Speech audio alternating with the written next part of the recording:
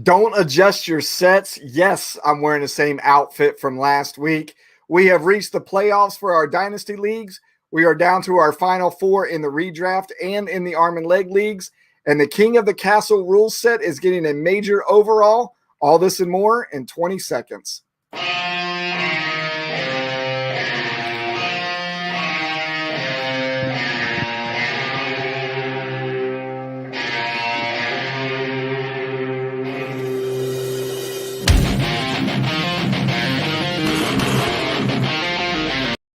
Hey, fellow fanatics, welcome to the Fanatically Real broadcast sponsored by Football, Darts, and Fantasy Sports Alliance. Got a special treat for you all tonight. Boys, how are you? I am doing just about average.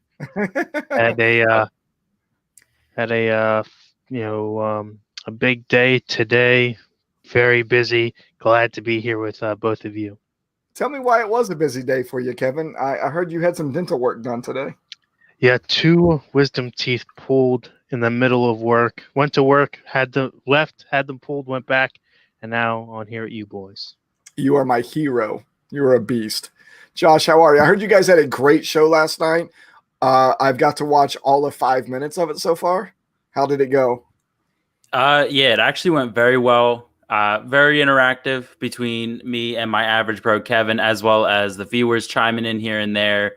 And to anybody who hasn't seen it yet, please go back and rewatch it. Specifically, our top dog section, very memorable. I kind of kept on my word. That's all I'm going to say. Yeah, I did hear from both of you. I definitely got to go out and watch that so I can see it on a rewind or a replay of your top dog, but you are a man of your word. I definitely appreciate you for that. Damien says, how's everyone doing out there? Damien, we're doing great. We'll get into all of these redraft, dynasty, arm and leg league, where we're at in the playoffs in the season. I don't know, is Damien left in any of those this year? No, I know that he was in a bowl game by happenstance. I don't know how he fared in that. Wait a minute. You were in a bowl game by happenstance, so yes, I was. Yeah, we'll talk about that. I've got both of those games queued up for you guys tonight to talk about both of them. Yeah, so I do have that. So, Damien says, "How's everyone doing?" Annette, I think that's a wave or a clap. I'm not sure. Annette, either way, hey, how are you? Damien, I'm not going to post that. Damien in the background left us a comment. I'm not going to put up there what he just said because I want it to be a surprise to everybody. But hey, let's talk about our broadcast sponsor, Football Darts. Football Darts is a dart game that combines the skill of traditional darts with the strategies of American football. This innovative dart game is played on a uniquely designed multiple target dartboard. It can be played in sports bars, at tailgate events, as league tournaments, or as a leisure activity in the comfort of your home. If you would like to check out their officially licensed collegiate dartboards, go to footballdarts.com. You can also now find them online at Target, Wayfair, and Fanatics. Perfect addition to a man cave, and I would love to say probably just in time for Christmas, but we are 9 days away from Christmas now. I don't know if we'd be able to get them to you quick enough or not, but definitely go out and check out footballdarts.com. Empty Wagon. Did you guys get a chance to listen to Empty Wagon this week? I did not. I still have it slated up to listen to in the morning here. Okay. I like to do it as I'm setting my lineups. That way I can look at their heroes and villains and match what they go off of and then move forward. I am in 2 playoff games this week, non-FSA related, thanks to Kareem Hunt getting 2 touchdowns. But I will be watching them because I do not live under a rock, and I tend to think I do fantasy correctly. So, well, I will say Eric from Empty Wagon gave you guys a great compliment. I did see that part in the 5 minutes of your show that I've watched so far. He said, go out and listen to your guys' Top Dog edition. Do not listen to the Heroes and Villains edition of Empty Wagon. So, definitely a great plug for you guys. I know that this week, week 14 was their wrap up. They were without Brad this week. Josh and Eric did a great job despite him not being there. So make sure you go over and give that one a listen. They had great replay or rewind or discussions about this last week's games, news. The Heroes and Villains segment was good as always. You can catch them on all of the major platforms. Find them on all of the social media outlets at Empty Wagon FF. You can go out and find them in the Twitter sphere. When you go out on Twitter and find them, you can find Brad at Tech Jones, Josh at FF Josh Hughes, and Eric at Guns of Eld 19. If you're on with us live or watching a replay of it, you can see it across the bottom of the screen right now. If you're out listening to it on the podcast, make sure you come back, watch the broadcast of this on YouTube, Facebook, or Twitter, and you can see their Twitter handles across the bottom. So this is the part where we talk about the Average Bros show. I've got both Average Bros with me here tonight. Tell me how the show, a little bit more about how the show went last night. Kevin, you want it? The show went as well as one could hope for under the conditions that we were under. Going with the flow, making ourselves, average as usual. Josh taking over. So congrats to him last night producing the show for us. Big things moving forward on our show, partly behind our Top Dog segment and our start sit. A lot of controversy in both of those as we look at our playoff matchups and we tell you who should be on your bench, who you should start, maybe a waiver pickup ahead of your big games this week. And then our Top Dog, where we predict who will be the highest scorers. Josh kind of, flicking me in the face a little bit on his picks. You'll have to go back and listen to not only us, but the Fanatically Real broadcast. We can both be found on Anchor, Spotify, Apple Music, Google Podcast, Stitcher, iHeartRadio, and really anywhere else you can find your podcast for your listening pleasures. So I know Josh ended up producing the show last night. There was a reason behind that, but I never really got the reason. And tonight I had to give you the code to be able to get into the studio. What happened? Well, I had to, I was having PC issues, had to clean it up, clear the cookies, which cleared the password, which made it to where I couldn't log in because yourself was seeing a handful of young men off and was away for some time. Yeah, that was a crazy night. We might talk a little bit more about it as we go through the show. Josh, I want to say for the 5 minutes that I did get to watch of the show, you did a great job with it. The new microphone sounds amazing, by the way. I know you ended up getting the same microphone that Eric from Empty Wagon now has. Kevin and I were talking about it before the show. Not really sure if it's because you're in a smaller room now, finally. You're not working off of your iPad. You got the sound pads behind you as well. And maybe I'm just thinking about more recent shows and what you sounded like versus where you were at before. But you sound incredible. So much so I just told the wife tonight that I'm going to go out and buy the same microphone you all have because I spent $100 on mine. And you guys sound amazing for the price that you put on yours. Yeah, so the mic that I just got, the same one as Eric, I paid $30 for, which I think was an absolute steal, knowing the quality of it.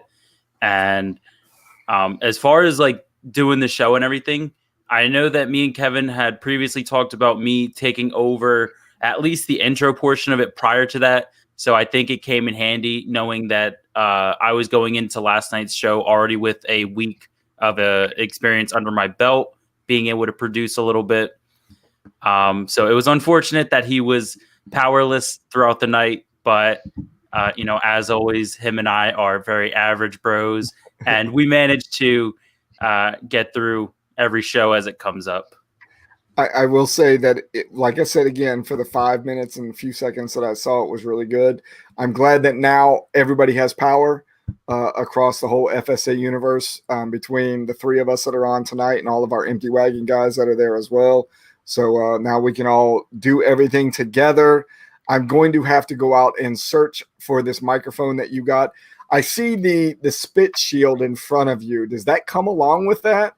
So no, it doesn't. Okay. All I got with the mic was just the actual mic itself. I was fortunate enough when I bought my previous mic, it came with like the boom arm and the I'm blanking on the name of it, the pop filter. It came with that, and after listening to reviews and everything, you actually like it's an essential for this because if I were to remove it, like the P's really like pop out at you.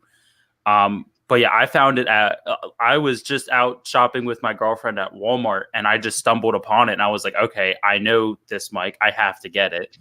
You know what? So now I'm on a quest this weekend to make sure I can find the same thing. So believe I will be reaching out to you. Granted, now we found out with mine, with the snowball that I have in front of me, it definitely works better when it's closer to my face. Yeah. And then it's got 3 settings on it. The setting that I'm on now works better as well. But between you and Eric, I've always thought Eric sounded great. I could immediately tell the difference in yours last night. And I know we're talking about more technical stuff and fantasy stuff right now, but I still want to go out and find this thing. Hey, let's get back into the fantasy thing, and let's talk about where we're at in the redraft playoffs right now. So as you can see on the screen in front of you right now, this is the bracket for the redraft and where we are. So we got through the first round of the playoffs this week. The Lunatics ended up knocking off the Hookers. The Naughty Dogs ended up knocking off the Nihilist. We are now into the semifinals with the 2 teams that were on the bye in the week before, which were the Ohio River Monsters and the Chris Betts, are now into gameplay. It will be the Ohio River Monsters versus the Lunatics and the Chris Betts versus the Naughty Dogs in the next round. Just curious, what do you two think? Who do you think will move forward after this? What I do want to show is I did work a little bit since I had the day off or the morning off after that late night movement last night. Ohio River Monsters being our number 1 seed playing the Lunatics, and the Chris Betts being our number 2 seed playing the Naughty Dogs. Cool little graphic you can see on the screen right now. If you're watching this or you're listening to us, make sure you go out and watch afterwards.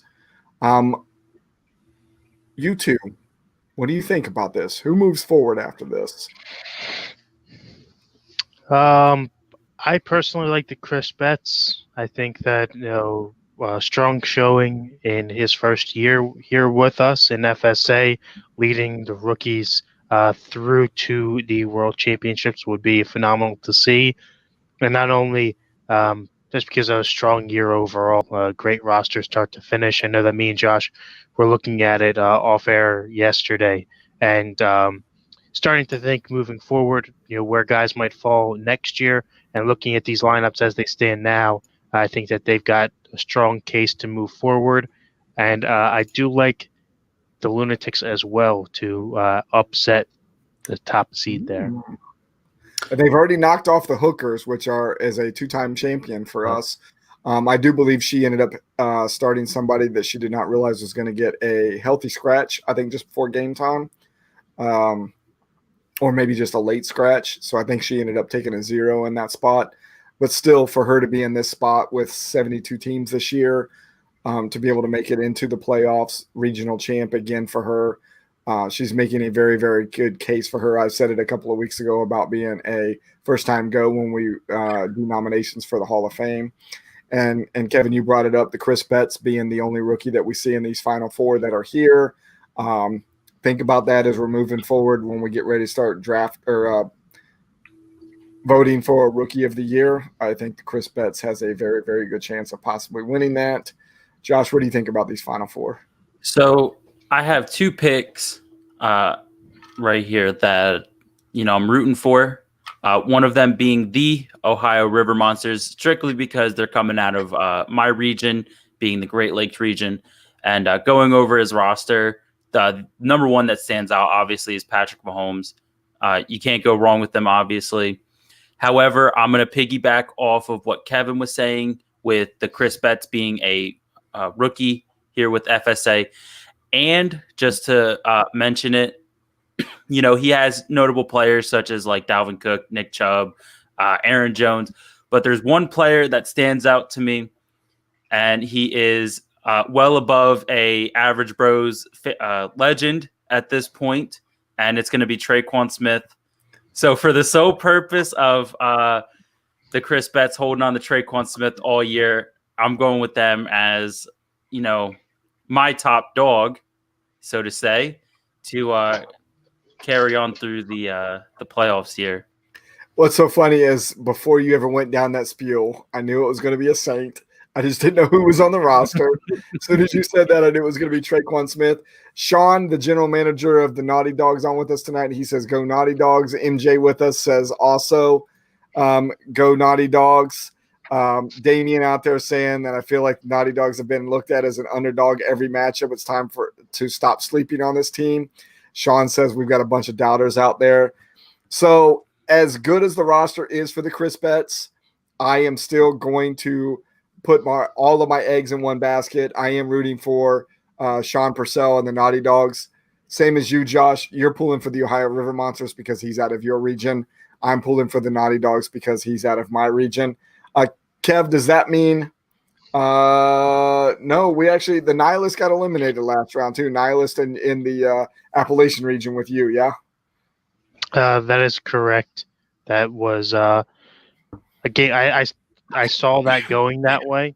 If I do remember correctly, I didn't have them coming out of that round. I did, however, have the Hookers winning their game, which we see what happened there. Yeah, so it's going to be great. One of the things that I've noticed looking across at least the pairings of these two teams, when we look at the Lunatics and the Ohio River Monsters, both of them have Kansas City wide receiver Tyreek Hill on them in the starting lineups as I looked at them a couple hours before we went live here. On the other side, the Naughty Dogs and the Chris Betts have nobody in their starting lineup right now that are duplicates. We'd be very curious to find out who comes out from these four teams into the final pairing. How many of those players are the same? We have seen in years past here at FSA that there is not a lot of players that are duplicates. We have had at most 3 players in that final entire roster that are the same, with 2 of them being starters. But for the most part, it might be 2 on a roster with 1 starter. So everybody thinks when they get into a league like this that, well, wouldn't the same final 2 teams have the same roster? But between drafts, waiver wire moves, trades, people that pay attention, don't pay attention, we just have found out that that is not true. And I'm very curious to see what these final 2 teams are going to look like. So happening in week 15, this week as well, is our Rivalry Bowl game week. These are the teams that ended up getting eliminated in the regional championship finals. They move on to a bowl game that is sponsored by one of our great bowl game sponsors. They will receive a prize after this week from our sponsor in a dollar amount of somewhere between $51 and $99 because of where they fall in the scheme of everything. I wanted to make sure everybody knew who those teams were. So in the Southern Sirens Sugar Scrub Bowl, we have the New England and the Appalachian regions being represented, and that would be the Maniacs and the Ship Huggers. The Cranky Veteran Candle Company Bowl will be represented by Great Lakes and the West, and that will be Turd Ferguson and Calloused Cowboys. If you still haven't gone out and watched the Turd Ferguson thing, make sure you do. And Shell and Mel's Boutique Bowl, which will be represented by the South Atlantic region and the Gulf Coast region, and that will be the Land Sharks and Nature Coast Colonials. Then in week 16, we will have our FSA World Championship, which will be represented by 2 of the 4 teams that you see here. And then in week 17, the 2 teams that end up getting eliminated in this round will play in our all-team bowl in week 17. If you don't know what that's all about, make sure you go out and read the rules. That will involve an entire new draft for those 2 teams with a lot of uniqueness to it. And this will crown or separate the difference between our 3rd and 4th place teams, which has a different dollar amount associated with them. Josh wanted to send out to us in the private chat that he has a tickle in his throat that won't go away, which must be why he's down in whatever that blue liquid is that he has in that cup right now. I'm not exactly sure what that is. What are you Kevin? Kevin knows what it is. I need to know. That would be Blue Mountain Dew voltage. Yes, it is. I How have a old tickle. are you? Are you 21 or something? Yes, I am, and I still drink Mountain Dew. Trust me, my girlfriend is 22, and we still go to Walmart, and we still get those little juice pouches. What's wrong with you? Everything. I didn't even know what to say about that. I see no problems. I see no problems with the Mountain Dew. Big fan. What do you have in that clear cup or that green cup that is showing Walter in the background? What is in that? That is water for my tooth. I don't believe you. I believe it's voltage Mountain Dew as well, or whatever it is that Josh is drinking. Well, I didn't want to believe the fact that he said he had 2 wisdom teeth pulled out at work. Even this is the first time I'm hearing about it. So he tells me in the middle of the day, hey, I might be a late scratch for today. I'm getting wisdom teeth pulled. And I'm thinking, what the heck, man? Tell me right now, which would have been okay. I would have, sent an invite out to the Alliance to see who wanted to join me tonight. Also very gracious, grateful that you're here tonight with us as well. We know you have some weather issues up there in West Virginia right now that is keeping you from the office, but allowing you to be with us tonight. But Kev says he's feeling okay. Took some Motrin and said the show must go on. So He is also a beast this week. He is a trooper, I can tell you that. Yeah, no doubt. Hey, so let's see. We've got done talking about the redraft. We've talked about the rivalry bowl games. We know what's happened in week 17 with the all-team bowl. So that means the segment we're going to move into now is going to be for our dynasty teams. We're going to go right through these, Alpha, Bravo, Charlie, and Delta. We're going to talk about where we're at in the playoffs with them, how we got there, and talking a little bit about the preview for Week 15, which is their first round of the playoffs as they're taking 4 teams to it. So let's get to the Alpha League, and the top 2 teams you see across the top, the Brawlers and the Birmingham Iron across the top, are your number 1 and number 2 seeds. The Norfolk Neptunes is your number 4 seed. Dayton Triangles in the bottom right-hand corner is your number 3 seed. That is how the pairings are going to go. You're going to see graphics like this for all 4 of our Dynasty Leagues tonight. That is how you will match up 1-4 versus 2-3. The Brawlers and the Neptunes will play in the first round. They have already played each other one time in the regular season, which was in Week 5, and the Brawlers did get that win. The number 4 Neptunes, I have to back up a second, explain this to everybody. The 4 seeds that are going into our first round of the playoffs are our 3 division winners, which are seeded 1, 2, and 3. And our number 4 seeded team is the highest scoring remaining team across the rest of the league of the other 9 teams that are out there, not necessarily your 4th best team by record. That honor belongs to the Norfolk Neptunes, as he scored 2,069 points this year. He was actually a half a game behind the River Monsters this year, and he was tied with the Freeze. However, he did have a tiebreaker of the Freeze, but none of that matters. He gets in as the 4 seed because of having the 2,069 points. When we look at the other side of the bracket, the Iron and the Triangles, they did meet in Week 3, and the Iron got that win. They were tied in record as I was doing the seeding in this one. But when you looked at the head-to-head, the Iron did get that win, which put them as the number 2 and the Triangles as the number 3. Not that it really mattered. It would have been the same pairing, and there's no difference in payout in this round. So what does it really matter if you get the 2 or the 3 seed in this point?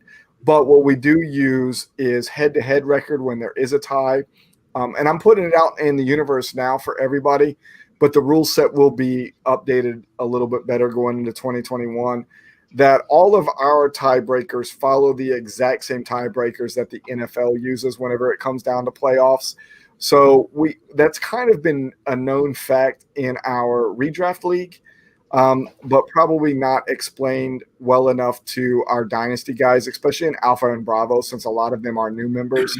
But we will make sure that that is in black and white a little bit better for the 2021 season.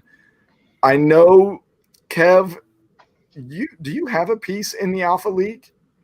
I do not. Okay, I didn't think so. I don't know how well informed you guys are of these 4 teams, but if you had to pick somebody out of there, who would you think comes out of this one?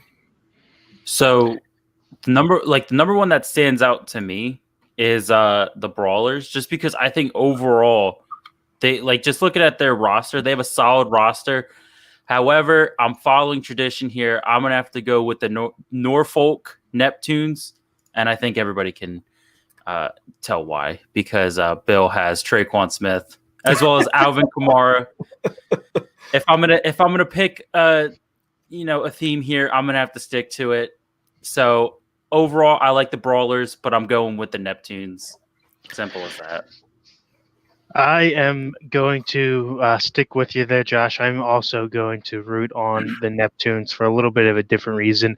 I got to beat up on Coach Bill of the Mermen all year long in redraft, so I'll let him have a little bit of a win here in the league he doesn't play me in. So go ahead and get you one, bud.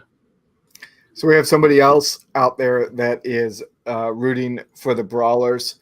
That would be Jonathan Broughton. And I'm pretty sure the reason he is rooting for them is because that's his team. Yes, Jonathan Broughton being the general manager of the Boston Brawlers. So makes sense. I didn't have a chance in this Dynasty League this year, so I don't really have any stake in who I would like to see come out of this. This is our first year of Dynasty. Crazy as it is with 48 teams across the 4 different leagues, I'm just very, very happy to see it be successful. And that is where I will be happy in all of these Dynasty Leagues. So let's get into the Bravo. Now, correct me if I'm wrong. One of you two have stake in the Bravo League, yeah? No, sir. We don't come into play until Charlie. All right. Yeah. And Kev, where are you at? We are both in Charlie, and we co-own in Delta. All right. Well, let's get to this Bravo anyways. Bravo. So we have a tie in the West Division between the Barracudas and the Omaha Mustangs. The Barracudas ended up winning both of those matchups. So the Barracudas end up winning the West Division. That put the Barracudas and the Lions then both tied at the top of their respective divisions at 10-4. The Lions defeated the Barracudas in week 2, which gave the Lions the number 1 seed. They will have to face the number 4 seed, who is the Bridgeport Jets. Even though they're coming in at the 4 seed and with only an 8-6 record, they had the most points out of the entire league over there in Bravo with 2,254 points.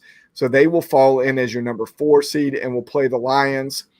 The Lions and Jets are in the same division. In fact, they've already played twice this year, and they have split those games going 1-1 against each other. On the other side, the Sharks ended up getting the number 3 seed by way of a division win. The Barracudas and Sharks played against each other in week 7, and the Cudas ended up getting the win that week. I don't know how much knowledge you two have about the Bravo League. Who do you see coming out of this one? Don't worry. As we're going through it, I'm pulling up the teams here. But Kevin, go ahead. You can take it. Yeah, I personally do not have a dog in this fight, but I will say that it is not the Jets. Unfortunately, just can't get behind that one there. This is the only good thing that has happened to the Jets all year. It might not be the New York Jets, but it is the Bridgeport Jets. Somebody has to get behind them. I will. I'm going to give it to the Jets. I hope he goes all the way with this. Yeah, I actually agree with you. I love being in a super flex league I love their roster, having Mahomes and Russell Wilson. And then even behind them, they have solid running backs. They have solid wide receivers. So I think if I'm going to get behind a Jets team to carry out through the playoffs, it's going to be the Bridgeport Jets.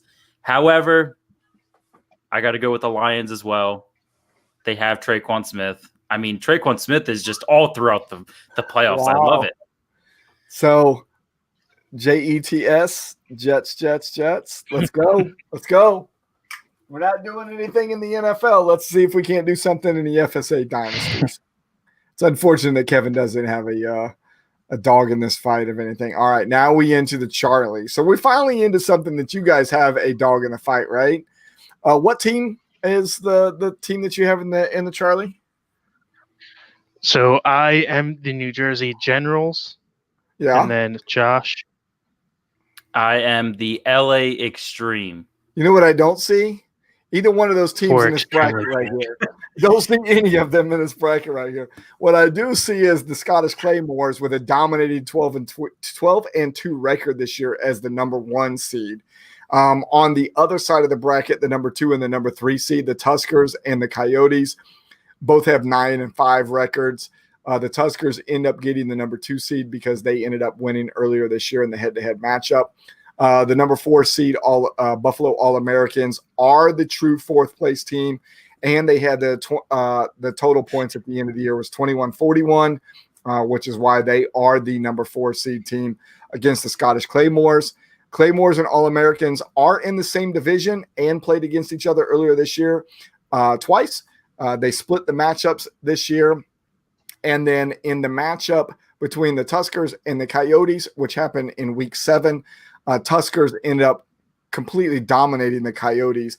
That was the Tuskers' highest scoring game of the season. He put up over 200 points in that game. I think if memory serves me right, he ended up beating the Coyotes by like 50 or 60 points that week. So you all did play in this one this year. Do you have a dog in this fight? For me, it's going to be the Claymores. I think looking at how dominant they were all year, just built top to bottom, I don't think anyone's going to touch them personally. I know that the Buffalo All-Americans had a strong come on as of late to push for that spot, but I don't think they're going to get past the Claymores, and I think they'll take the title. Yeah, I'm going to have to agree with you. And primarily because they were without their number 1 overall pick just about for the whole season, give or take. And I'm going to bring Damien's comment here and say, wonder how many of those teams will actually start Traquan Smith. Well, I mean, even in the NFL, if you ride the bench all year, you still get a ring. And the only reason I brought his comment in is because yet again, the Scottish Claymores, who do they have at wide receiver? Traquan Smith. So I think of the Claymores as the underdog, and I'm going for them. And you know what's funny is I actually was going to ask the question if he sits on any of the roster of these 4 teams. So then let's get into the Delta, dig around on that rosters a little bit of these 4 and see if any of them have Traquan Smith and let me know. So in the Delta Dynasty, the number 1 seed goes to the Corpus Christi Hammerheads. He finished the season with 11-3. I know Jonathan Broughton is already out there and gave us a go brawlers on that side. Jonathan Broughton with 2 dynasty teams in the Final Four this year, as he is the general manager of the Corpus Christi Hammerheads. So congratulations to him. The number 2 and the number 3 seeds on the other side of the bracket, the Smash and the Apollos, kind of fall right in line as division winners, as the Smash finished 10-4 and the Apollos finished 9-5. And then like a come from behind in the final week of the season, she was down by 12 points going into week 14. She comes out 9 points ahead. MJ out there with us tonight. She ends up getting the number 4 seed by way of points over the Miami Seahawks by just those 9 points I just mentioned. She finishes the season with 2,074 points, going in as the number 4 seed. So the Hammerheads and the Wings are in the same division. They split their matchups earlier this year. I do, but if memory serves me right again, the win by the Wings was a very narrow margin. I want to say by like 2 or 3 points. And then in the only matchup between the Smash and the Apollos, which was in week 9. The Smash actually won that one. I saw in the background that Josh was smiling a whole lot. Josh, who has Traquan Smith? So for this time, it's going to be the Orlando Apollos. So yes, Traquan Smith most likely isn't a starter. I can tell you that, but he seems to be a lucky charm here because throughout all 4 dynasty leagues so far, there's at least one team who owns Traquan Smith in the playoffs. And separate from Traquan Smith, I do like the Apollos roster overall being in a dynasty league because they do have a lot of young pieces with like Baker Mayfield, Justin Herbert, CMC, who else? Chase Claypool, Henry Ruggs. So regardless of what happens this season, I think even in the future, they do have a good roster. Kev, I know you have an interest in this Delta League for another reason. You want to bring that up? Well, I will first give you my thoughts on the playoffs here. I am going to go with Josh, but for a little bit of a different reason. Myself was in the same division as the Apollos and basically sealed my own fate when I had lost to them. I had a week where almost all of my bye weeks and injuries happened at the same time, and I didn't even score, I believe, 90 points against the Apollos, which kept me out of the playoffs. But I kept myself in the New York, New Jersey region this week by beating none other than yourself to split the series between us. So we've kind of been teasing around the last couple of weeks that whoever ends up winning or losing that game is going to have to relocate their team. So we kind of talked about it before the show tonight. I think what we're going to do is when a team finally sweeps the other, that is when one of us will move. So as of the 2020 season, we are both safe to stay where we're at. New York, New Jersey Hitmen for myself, New York, New Jersey Knights for you. And we'll go into 2021 and see what that looks like. So Jonathan Broughton also wanted to bring up that he is the number 1 seed with both of those teams in the dynasties that he's in. And then Damian brought up that Ted Howard is in the playoffs with both of his dynasty teams with the Sharks and the Bravo and the Apollos and Delta. So congratulations. And I believe he is the number 3 seed in both of those, if the graphics serve me right. So congratulations to him. And then Jonathan let me know that him and MJ did play a couple of weeks ago, and she beat him by 2 points in their second matchup.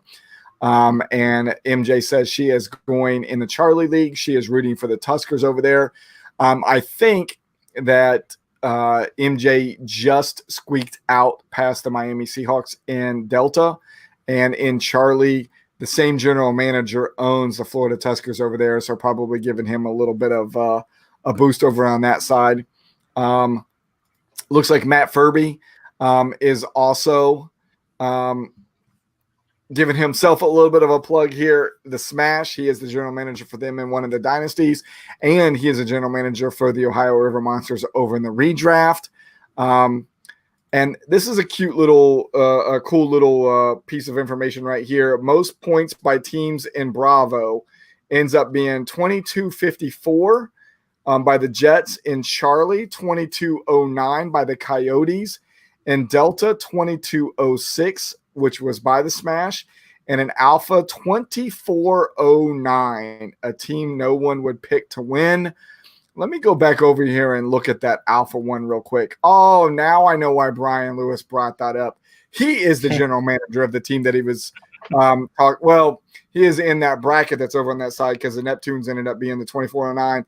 Or Brian, were you the 2409 as the Dayton Triangles? Let me go back over and look at your comment again.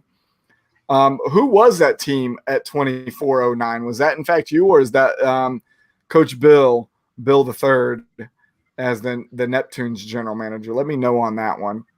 More than likely, you're trying to toot your own horn. I know how you are. I would assume so because we had both picked the Neptunes in myself. 2409 is the Triangles. Triangles. That's why Brian wanted to say that. Yeah, I see you out there, B. We got you. Yeah, nobody's picked you as the number 3 seed, but I will never count you out of anything ever, ever, ever, ever. So good luck to you on that one. It would be very nice to see one of the teams that was part of the 2 teams that played in the very first NFL game ever in 1920, 100 years ago, end up taking that down. That would be be a nice storyline, right? It'd kind of write itself if that actually ended up happening. So that would be kind of cool. I think we've exhausted the redraft. We've exhausted the dynasty. Do you guys want to say anything before we move on to our next league? Who was it? They said that we're in the playoffs in both leagues. Ted Howard and who was the other one? Jonathan Broughton. Okay, I'm gonna need to get with both of them, and I'm gonna need some pointers on how to draft a decent team because, as anyone's seen through all my leagues, I don't know how to draft apparently. Well, I will make that take that one step further as we have both of our average brothers here from Tuesday night's show.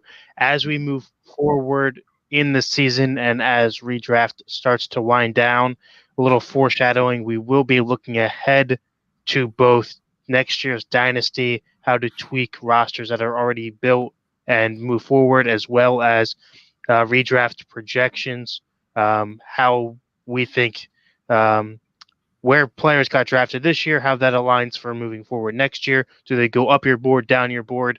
And with that being said, I would love anyone that has participated in all 4 of our leagues to chime in when we do have those shows. We will release dates on those once we get a little bit of a better format for them. But as Josh mentioned, we will be picking people's brains ahead of that. Yes, we will. Awesome.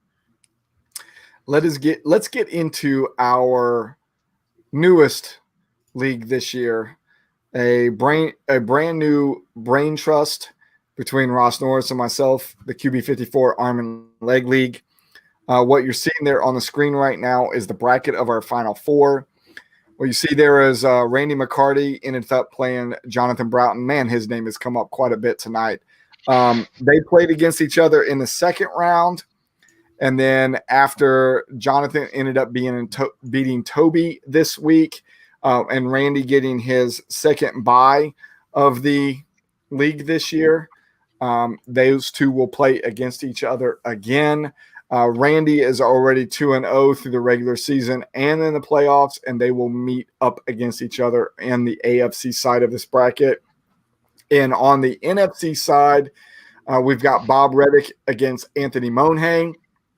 They have already played against each other twice this year as well through the regular season and in the playoffs. And they have split their games this year. As we saw, Bob Reddick ended up knocking off Sean Purcell, who ended up losing in his second round game to Jared G. Jared G ended up losing to Bob Reddick. He was able to come back around and play Anthony Monhang again. So these 2 pairings that are on this side are against teams who have already seen each other earlier in this playoffs, as it is a double elimination after the 4-5 seed teams have been eliminated. A playoff system that we're thinking about adopting next year across more of our leagues. Neither one of you guys played in the Arm and Leg League this year. You have no excuses to not get in next year. What do you guys think about this league? And what do you think about the scoring system that we had for this league this year? I will answer your question with a question first. As we look at the playoff bracket, knowing that it is double elimination, do the teams that are currently unbeaten have to lose twice this round to not move forward?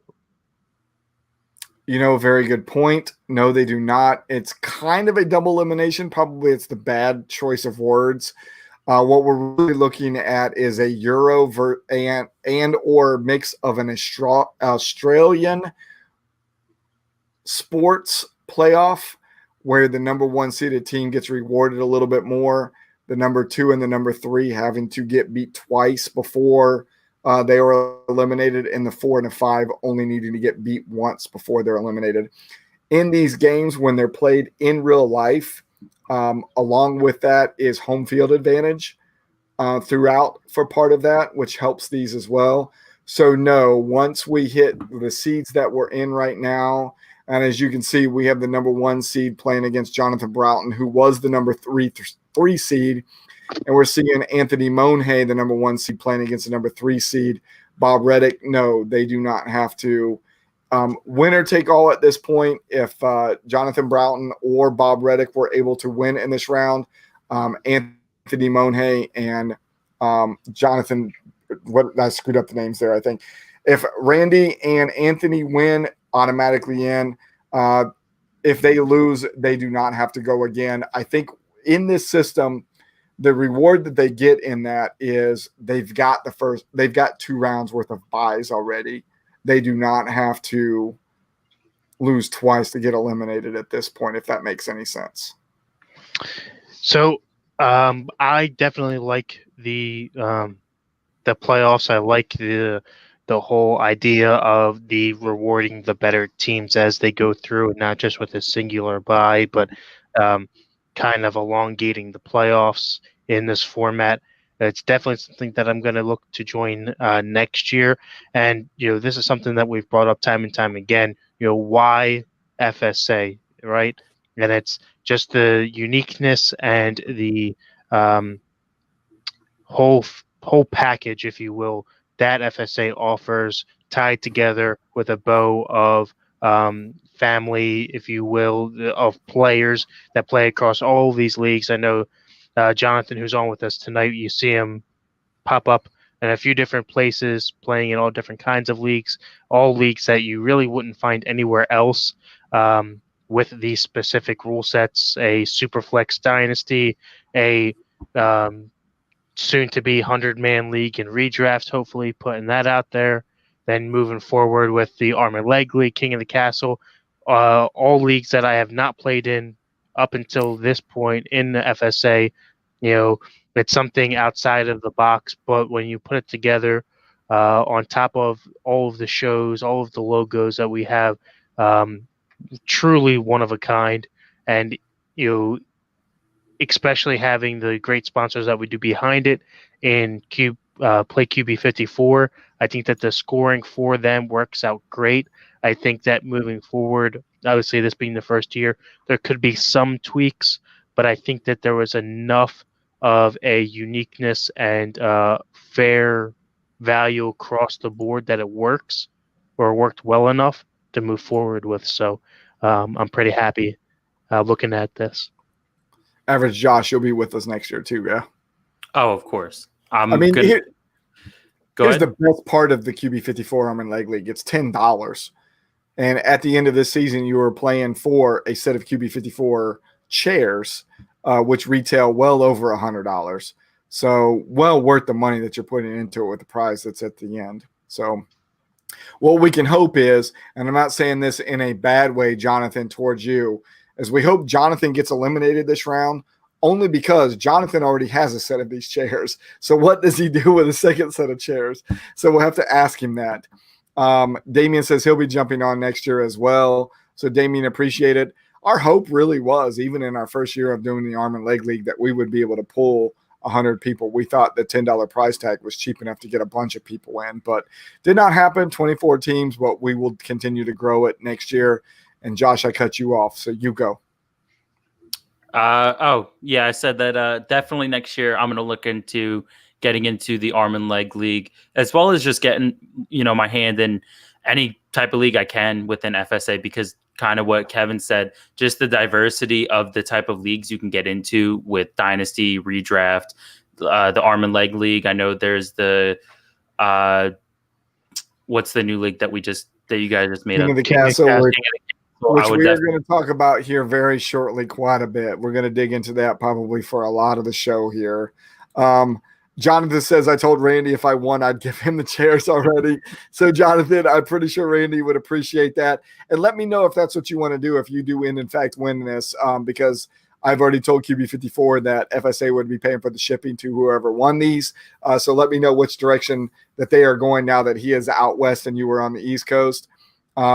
Yeah, we actually did see that they were sold out for this year, which is a great problem to have.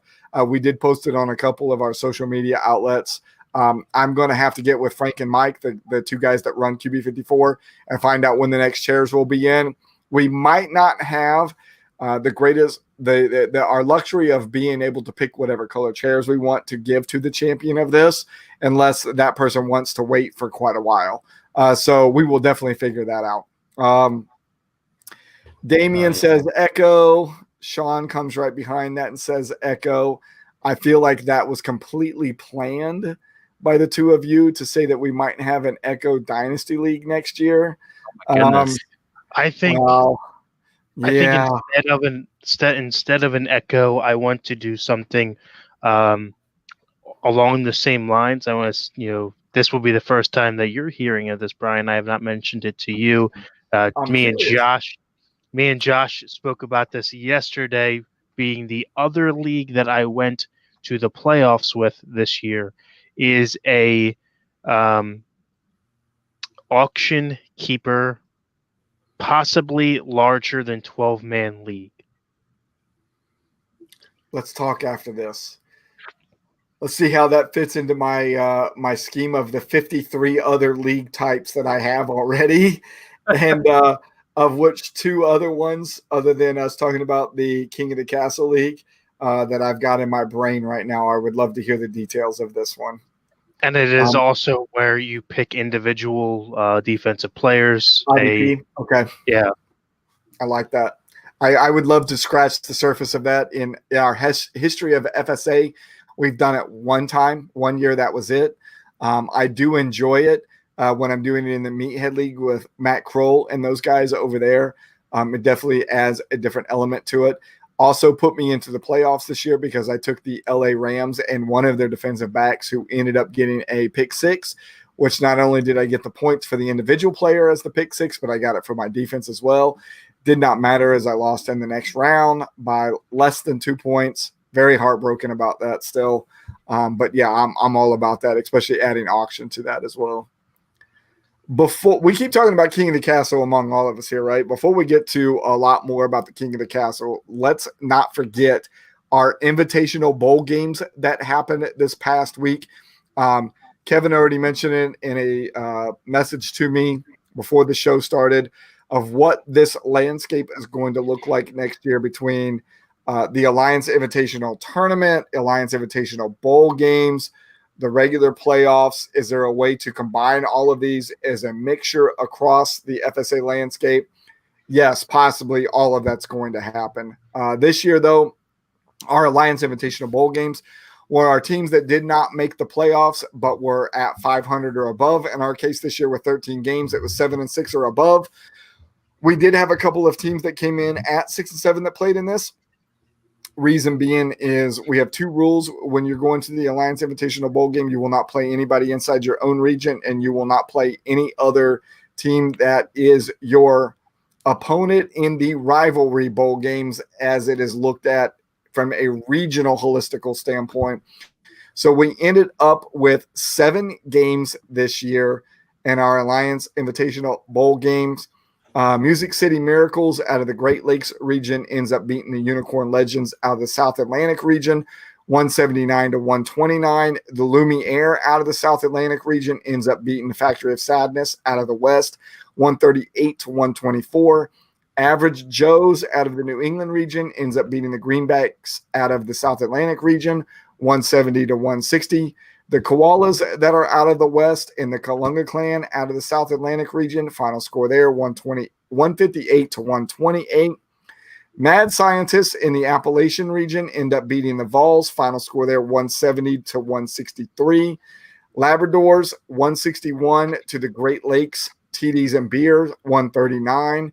And Evil Empire out of the Appalachian region ends up knocking off the 99 Problems, final score there, 165-137, meaning both you and the Mad Scientist, Kevin, end up winning your Alliance Invitational Bowl games. And if you really want to be technical about this, because I know you two love to nitpick at each other, you both gain a win, but he did outscore you 170-165 in this round. How do you feel about that? Damien's out there. I'm pretty sure the thumbs down is because you got the win. I would assume so, on Damien's part there. And there was, I believe, two bench spots that I could have made to blow Damien's score out of the water if I would have made. But regardless, a win's a win. You know, my guys did well enough. Time for them to go play some golf and move on to next year. And Damien is now 0-2 against me head to head on the season, so I'm okay with that. Okay. Damien, please let us know how you feel about that last comment. Let's see, the Golden Boys. You know what? We haven't really said the Golden Boys a whole lot to anything. Ever since last week's show, the show before then. Ever since week 1, I made top 25 in week 1, and then after that, I completely dropped off the face of the earth. Wow. I forgot the Golden Boys even still played with us. I mean, that's how crazy it's been. Hey, let's talk about King of the Castle for a little bit. We've kind of mentioned it quite a bit, right? We talked across GroupMe today a lot about possible rule sets for next year. It is a fun concept, yeah. Kev, you say it the best. It's as close as you get to daily fantasy sports across a full season. The relegation of it going up and down each week is awesome. The pillaging of players is awesome. You get a really active group. This could be a lot of fun, but we're starting to realize that maybe the pillaging of the players is not the way to do this, or it is with a twist, because we have now had a King of the Castle for 2 weeks in a row, probably because of that pillaging from the bottom level all the way to the top. Will he ever be knocked off the throne between now and week 17 as we finish up this experiment? Will the bye weeks play a bigger part next year if we're not starting this in week 11 like we did this year? Will the injuries that will affect this league be a bigger part of it because we were already drafting when the majority of the major players in the NFL were already out for the IR for the year, say a Christian McCaffrey or something like that? What is, in your opinion, what is the right thing to do with King of the Castle for 2021? I personally feel as we should have left it as is. The winners cannot go through waivers. I know technically a little bit more difficult, and only pillaging one player. I think that what people fail to realize in this mock of it, we kind of missed the boat on the bye weeks and through a ton of injury. So if you are a player that is taking potentially a number 1 seed each week, if you are not then able to fill any injuries to your team or to buys, then you become very susceptible to being knocked off or losing, although filling your squad with a bunch of first-round picks, essentially. I think that keeps it the most fair and even, although it does create a lot of back-end work to keep teams locked and, try to keep them honest across the board. Before I get Josh's opinion on this, because I know he's not playing with us in this thing, but he's been paying attention to, I know. Without having the waiver wire for those that are not in the Esquire/Lady level, what happens then with those other 8 teams that are above that level when it is time for them to deal with a 4 or a 6 week team that are buys in the NFL or injuries that happen? We are already dealing with very small rosters, very small lineups. I think we've kind of come to a consensus that we're going to shrink them even more. What does that look like for those teams that then can't do waiver wire moves? I think that is kind of par for the course within this league. When you go into a draft, if I'm drafting knowing that if, as it stands now, if it's a 10-man league, if it's a 10-person team with an 8-person starting roster, I'm never going to have more than one person on any given buy. Or if I do have 2 for some reason, I'm going to make sure that I draft heavy in the other area.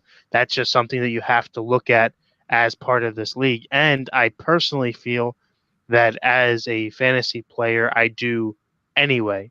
I've made specific trades in redraft this year to work around buys for that reason and getting rid of decent players just so I didn't have a heavy bye week in one area or the other. And then as it comes to injuries, it could happen across any team. And being that you only need 4 wins, if you are the king and you do have, say, 2 players go down on injury, 1 player go down on bye, and you now cannot start a full roster, then it's only 4 weeks to get back to the top, and it's not like you are losing your full team. So you now can just fill the holes of either IR players or bye weeks, and then work around injuries that you may want to keep. So I feel like it's strong enough to stay competitive. I am at the point now where, as we used weeks 11 through 17 of this NFL season with a couple weeks still left to go, and we're trying to get a more finite rule set that is put in place, I am almost willing to do another test for an entire 2021 season where we will have the draft, no buys, deal with the buys, deal with the injuries, smaller rosters, possibly still keep pillaging, and see what that looks like. If we start off with that rule set, what I just mentioned, and the possibility of adding, like you said, Kev, where we don't have a waiver wire for those above the Esquire and Dame level, or Esquire, is it Esquire and Dame or Esquire and Lady? I'll have to go back and look. Them not having a waiver wire move, what does that look like? Because now what we're doing is we're tweaking a very, very small detail versus a lot of what we've been playing around with so far for the year. And some of this rule set and some of having, and I say this because Jared Ryan is out there right now, who is our 2-time king of the castle right now. He says he's awesome. Did we do some of this to ourselves already by changing these rules as we were going through? The first week of the season, it was 2 pillages. Also, that same week, it was nobody below or nobody above the Esquire level could participate in the waiver wire. And then we opened it back up to the waiver wire. Then we even changed the order of what that waiver wire was going to look like. And then we found out where we might have finally got a sweet spot of how we're going to schedule each one of these moving forward. Some of this is, self-inflicted. We did it to ourselves.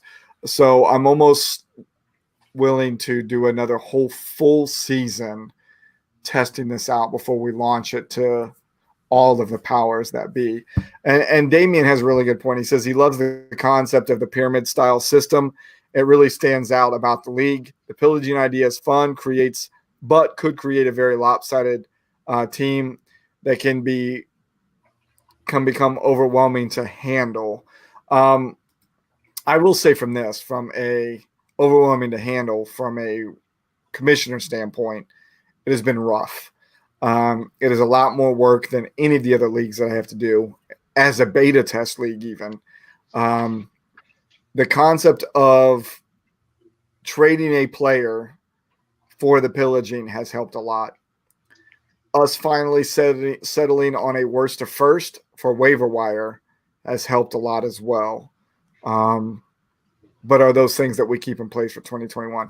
And I know, Josh, you're sitting there very patiently with your awesome new mic, hearing all of this. So give us you're on the outside looking in. You've seen the chatter across GroupMe. You're hearing it tonight. What do you think about this? So I'm going to agree with Damien with the whole, I love the pyramid style. I love the overall idea of the league. I think it is very dynamic. It contributes to the whole meaning to FSA.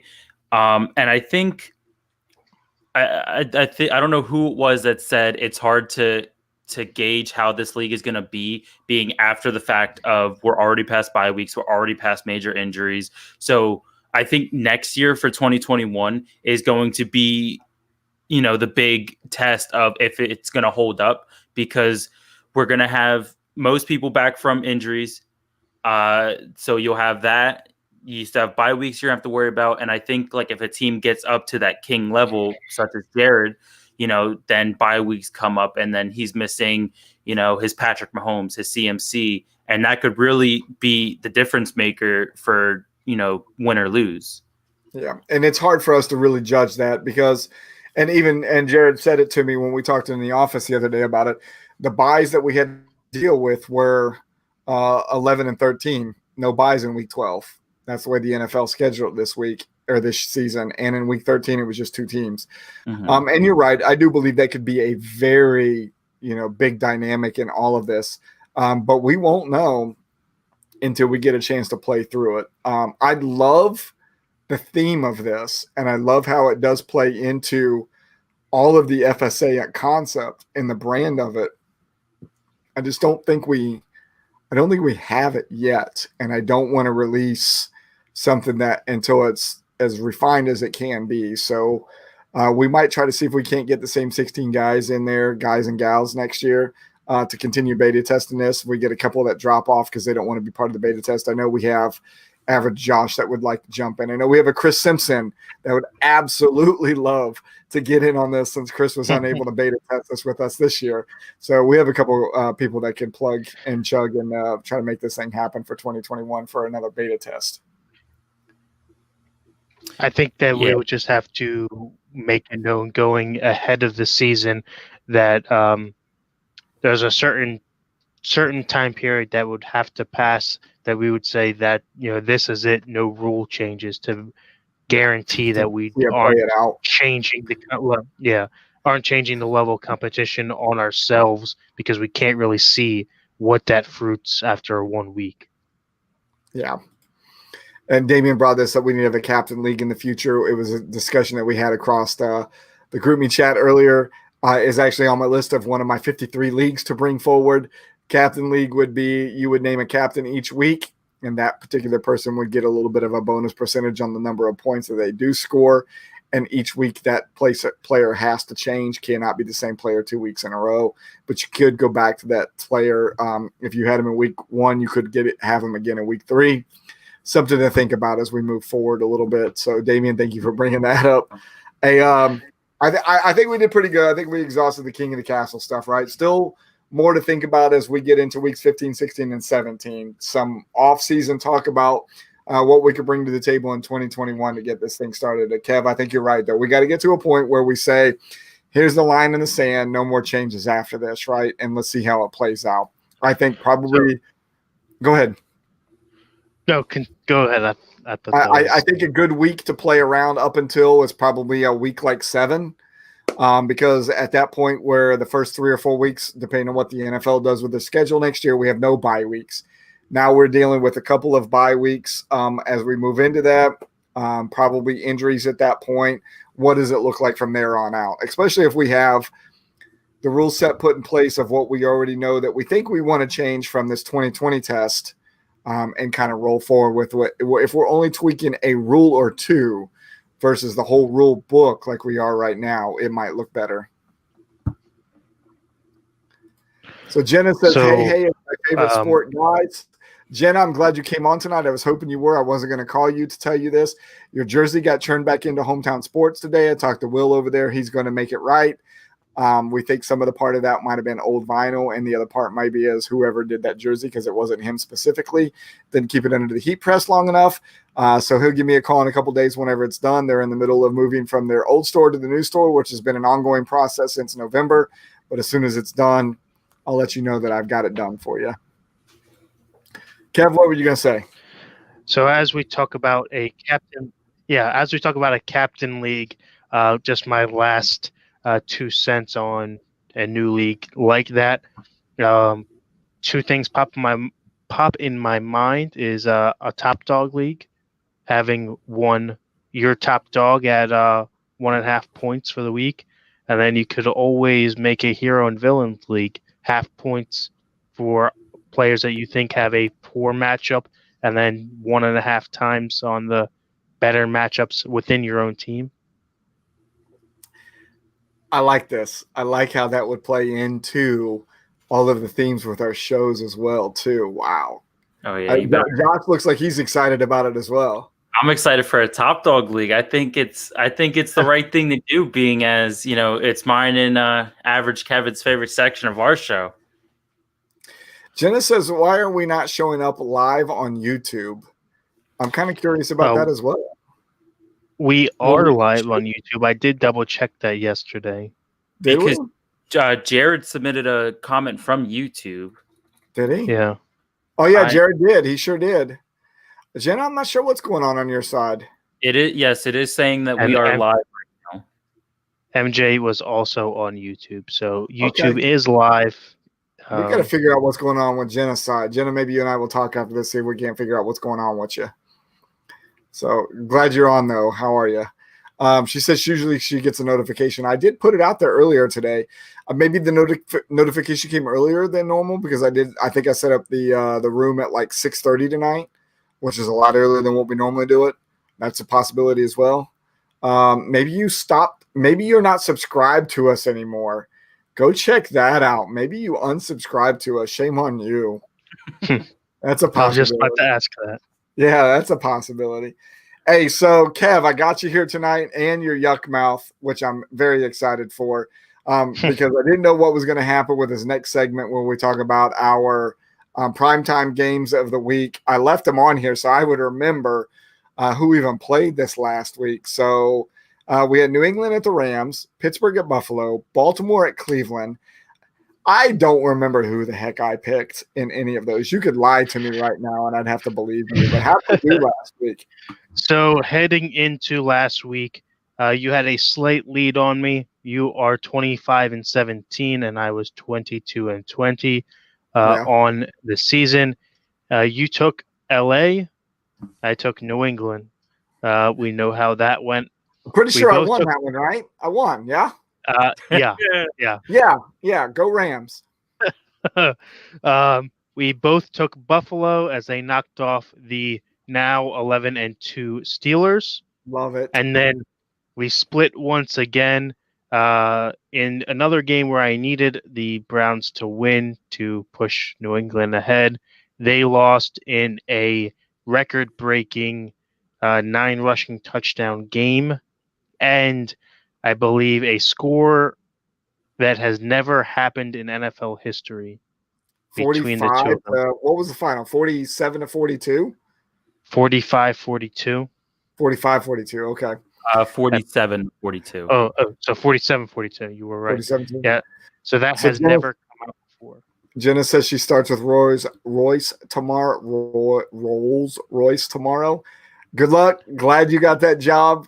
And she says she's going to roll out for the night. And again, same as she said on your guys' show last night, because I did at least get to her comment before I had to shut off for it. She says, "Go Raiders again." We will actually talk about them as they are one of our primetime games this week. So let's see. Is that the car company? Yes. Oh, okay. So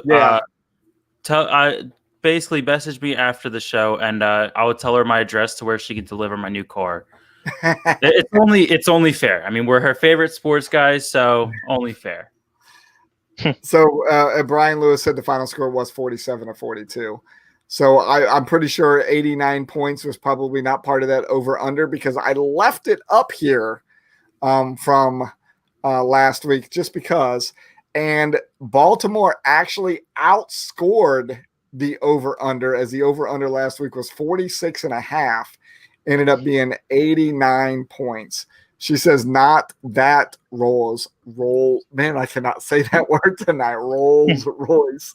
She said, "Not that one." We'll have to get with her. Maybe we can at least get a rental. Oh, that's right. She did tell me it was jet engines. Oh, so I can get a private jet. Even better. You got to think bigger, Average Josh. All right, so Kev, tell me where that puts us for our record. Let's see. I win 2 out of this week, right? Yes, that. No, I won all 3. You swept. No. You won swept. all 3 of them this week. Yeah. So that puts you at 28-17, and myself just above 500 at 23-22. Gosh, how's it feel to suck? And to throw salt on that wound, he did get swept last night with our top dog section. Yeah. Yes, he did. Oh, I get it. You know what? This will be what I will watch you two on my way to work tomorrow. That'll make my drive less miserable. I promise. All right, let's talk about the primetime games this week. We already mentioned, as Jenna said, go Raiders. LA Chargers are playing the Las Vegas Raiders. They will be in Vegas. The Raiders are favored by 3. Over under is 53 points. Josh, you don't normally get to come on here with us on the Fanatically Real broadcast. What do you feel about that game? Yeah, I think starting next season, even if I'm not on the show, I still think I deserve to put my picks in. Like I'll shoot a text to Kevin. No. You have to put in the work. You get the privilege of coming on. Hey, I wouldn't have a problem with it. Okay, cool. I just didn't want to intrude on your guys' show. No, we would love to have you. Love this. I like the trio. However, I am gonna go with, I guess you could call them the favorites, the Raiders. I'm gonna go on Jenna's side and go with the Raiders because they're still playing for a playoff spot, I believe. So, and I mean the Chargers, I believe they got eliminated from the playoffs. They don't really have anything to lose at this point. So I am going to go with the Raiders. I just think that they're the more well-rounded team. I think that Justin Herbert still has some more learning to do. And, come next year, I think later on he'll be ready. I'm actually going to go in and look at the standings right now to verify because I'm not actually sure since they're playing out of the same division what that looks like. Yeah, Chargers. Wow, I didn't even know the Broncos were above the Chargers. That's surprisingly. Raiders do have a 3-game lead on them in the standings over in the AFC West. Kev, what do you think? I am going with the Raiders in this game.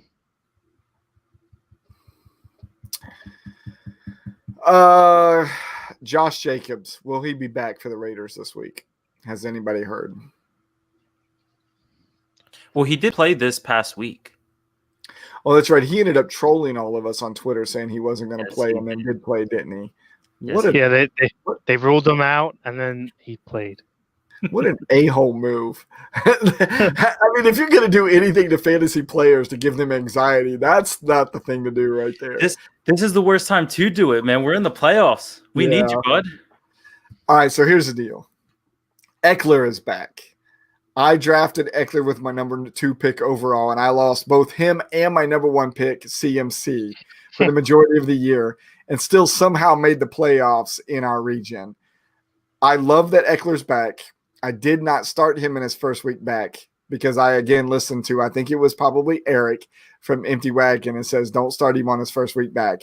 But I also agreed. I didn't need Eric to tell me that because I would have felt the same way. But he is back. Chargers are looking good.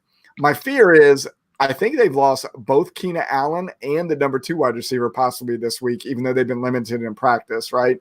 And the Raiders are finding new ways to get wins with the wide receivers that are out there. I was really going to go. It's like up. Ruggs is out, though, for the Raiders. Ruggs is out, and not too much worried about him. I mean, you still have a Darren Waller, right? So, God, I really wanted to go with the Chargers here. You both picked the Raiders. I had Derek Carr on my team the majority of this year, favored by 353. Yeah, let's make it a sweep. Everybody take the Raiders on this one. Put me down.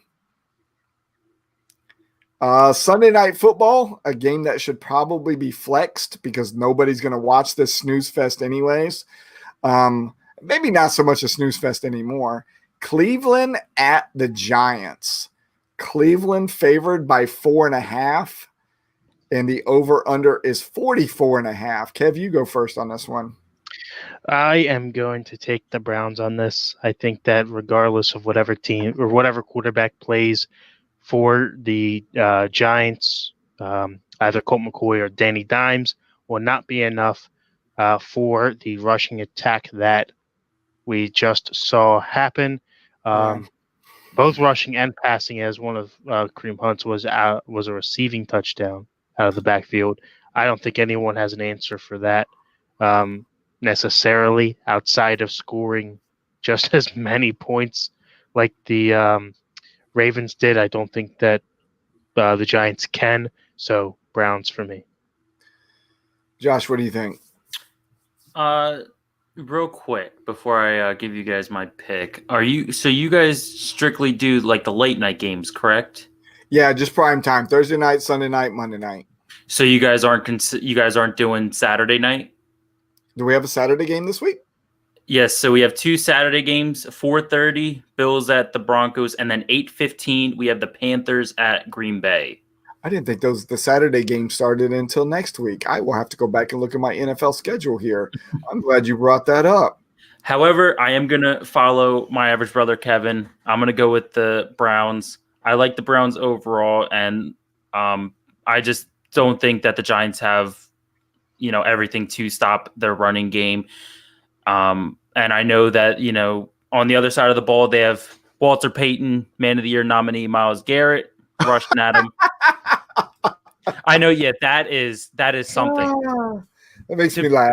To be a Man of the Year nominee after the year that he had last season, it's crazy. Yep. But I believe Myles Garrett said it best. What was it? Don't let one moment define a man's character. I believe that's what he said. So, Myles Garrett, you tried to dent the man's skull with a helmet. I mean, I will say one moment versus permanent damage or whatever you want to call it. Yeah. I will say this, though, in his defense, anyone that has played a team sport or competitive sports in general have all wanted to do just the same, just not in the light of the NFL. Everyone has, wanted to do it, but in his defense, I believe, what was it? Mason Rudolph could have walked away from the situation, but he ended up going back into the fight and everything. It was crazy to see, but at the end of the day, I'm going with the Browns. Kevin mentioned something about something we've all wanted to do, so a little shifting of gears. Did anybody see the Twitter video of the coach of a Pee Wee football team smacking one of his players so hard in the side of the helmet that the kid just left his feet? I mean, so hard, right? So they have a press conference at the end of the game, and they ask the coach about that, and they kind of ostracize him inside the press conference. And he says, I guess I should have done that in the privacy of the locker room and not on the field. Coach still planning to get – now, let me tell you, the kid was 9 years old. 9. A grown man hit the kid so hard, left his feet. Now, none of the parents came and ran in the kid's defense. So much media came on to this.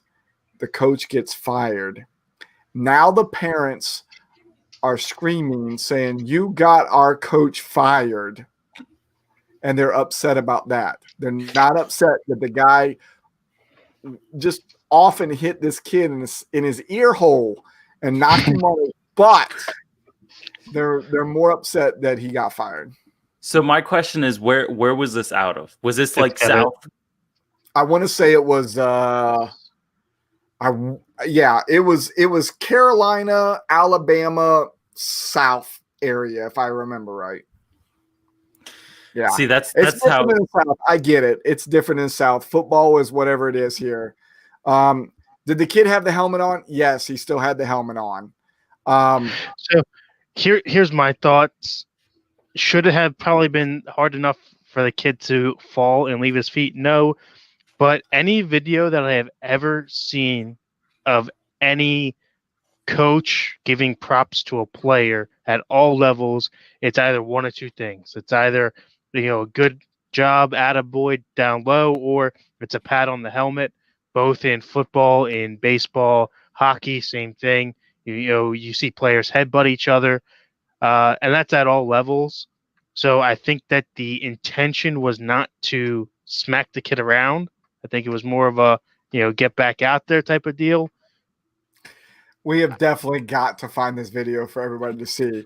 Damien says, did the kid flop? No, the kid died for a second and then came back to life on the field. This kid That's a good question. rocked. That's a good question. Do we have a flopper? Yeah, it all depends on the scenario. This is a grown man hitting a 9-year-old kid like he was trying to kill the kid.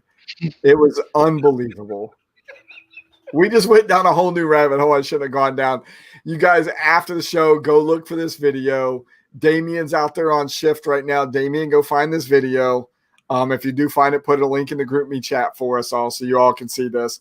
Ridiculous. Like I'm still in shock and awe. Like if it had been my kid and I was sitting in the stand, I probably would have been out there beating the coach's butt. Like that.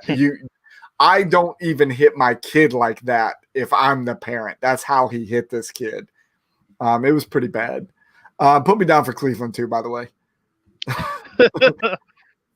Put me down for Cleveland over the Giants. And Josh, I'm really glad you brought up the 2 Saturday games because I did not know we had Saturday games.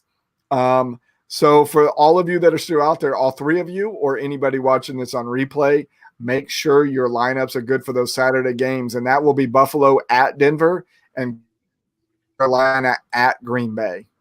You must be seeing the video. I see your face. I mean, was that necessary?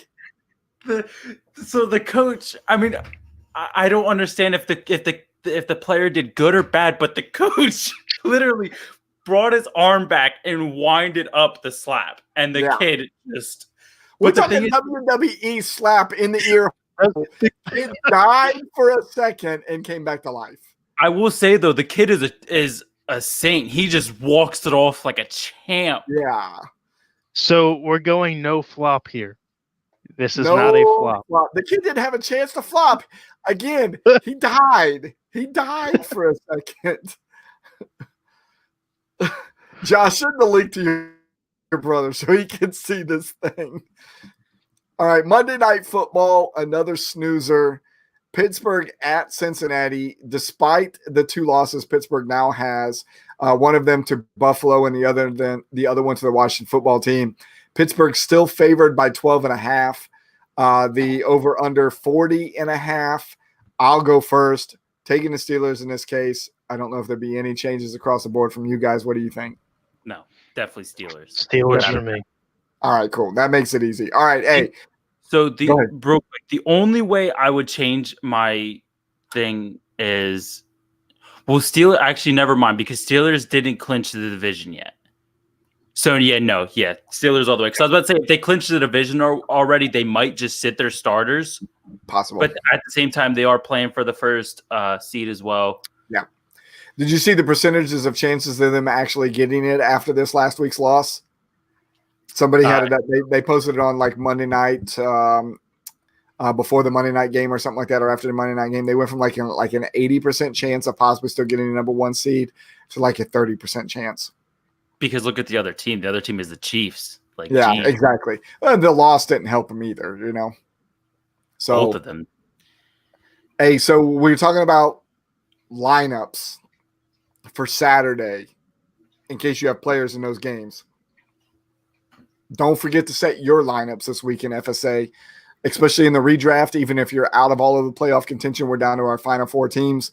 That means there is another 68 teams that are out there that are eliminated from everything. Set your lineups.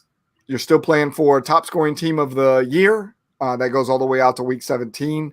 You will win $75 if you end up being the top scoring team at the end of week 17. I'm getting ready to go through our lineup for our shows for broadcast and podcast. You guys have any parting remarks before I get to that part? Please send that link to your brother. Kevin, please send that link out to the group me chat room. I sent it to the Facebook Messenger group between both of us, all 3 of us. So I did see it. I did see it, and I do have problems with it. If you watch the full video, for those who have not seen it, it is not 1, but 3. Oh, was it 3? I only saw the 2. Well, so 2 smacks, and then he grabs the kid and lifts him by his helmet and kind of tosses him out the club. So I know I didn't see the whole thing. I did not see all of it. The part that I saw was just the 1 smack. So now I have to go and watch it all. The second hit is a Derrick Henry stiff arm to the face. Yes. Jesus. And this guy says in the press conference afterwards, I should have just done it in the locker room instead. So the plan was still there for him to do it. So this guy doesn't deserve to be around kids. I hope he does get charged with some kind of assault. I'm glad that he's not coaching kids anymore if he did, in fact, get removed. And I can't believe that the parents are in an uproar saying, you got our coach fired. The coach deserved to be fired. I could understand if he does something bad, he comes off the off to the side, and you give him like a whack, like a little tap on the head, like, what are you doing? That's reasonable. But he just hits him once, goes back, and then hits him again, which the second time is the knockout punch. Yeah. The kid died. He left his feet and died. I feel bad for this kid. He was like, I'm 9 and now I'm 13. What happened? I'm 9 and now I'm 6 feet under. Yeah, exactly. All right. So our schedule over the next couple of days, we will have the Empty Wagon Fantasy Football broadcast at 12:01 a.m. East Coast time, going in between Friday and Saturday. That show will be released as a podcast at 0500 East Coast time Saturday morning. We will have FSA Happy Hour, 8 p.m. on Sunday. We didn't do it this past week. Nobody seemed real interested, but I'll be there drinking by myself if I have to. Not a sign of alcoholism, I promise. Then we will do the Empty Wagon Fantasy Football broadcast at 12:01 a.m. going between Sunday and Monday. That broadcast will be released as a podcast at 5 o'clock in the morning on Monday, East Coast time. You two will be back for the Average Bros Fantasy Show on Tuesday at 8 p.m. East Coast time. Don't know who's producing that show yet. And then I will be back with at least Kevin. Love to have Josh on again with me. And we will do the Fanatic Real broadcast at 8:30 p.m. East Coast time next Wednesday. That date is the 23rd, 2 days before Christmas. So we're almost there to Christmas. I would like to thank all of our sponsors. Like to thank Football Darts, which is our broadcast sponsor, Nature Coast Tailgating, our World Championship sponsor, Southern Sirens Sugar Scrub, Cranky Veteran Candle Company, Shell and Mel's got to get their logo up here as a bowl game sponsor, QB54, which is our Arm and Leg League sponsor, and the Recast, who are the official music of FSA. Do you all have any parting comments? Nothing for myself outside of thanking you for being here again, Josh, joining us. And as always, Damien, I wish you no luck rebuilding any of your teams.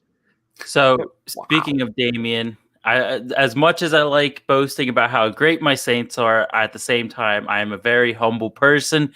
So because I know why Damien is making this comment, it is also towards the Saints. Yes, Green Bay Packers currently hold the number 1 seed, but because they are the number 1 team in the NFC. I'm just saying. Well, that's also because back in week 3, the Green Bay Packers did defeat the Saints, which led to a pie to the face for me. However, there still are 3 weeks left in the NFL regular season, so it's going to be a long 3 weeks. But hats off to you, sir, for now.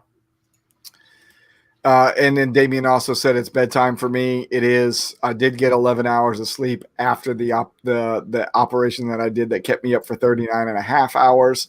So I think 11 was enough for me to catch up. I still have to go to work tomorrow, though. So hopefully I'll sleep pretty decent tonight. If you like tonight's show, make sure you go out and follow us, like, share, subscribe on all of our social media accounts. Coming across the bottom of the screen right now. Go out to our website, fsa-fr.com. Josh even said before the show tonight how awesome it is to be able to go to that to get to all of the leagues that we have out there, especially if you don't participate in all of them. Make sure right there, Josh changed his name right there on the screen. Go out and follow him on Twitter as well at FSA_average Josh. What a great handle. And you all have a great night, and we will see you on Saturday for the Empty Wagon Fantasy Football podcast. Good luck this week to everybody in the redraft and in the first round of our dynasty playoffs. Have a great night, y'all.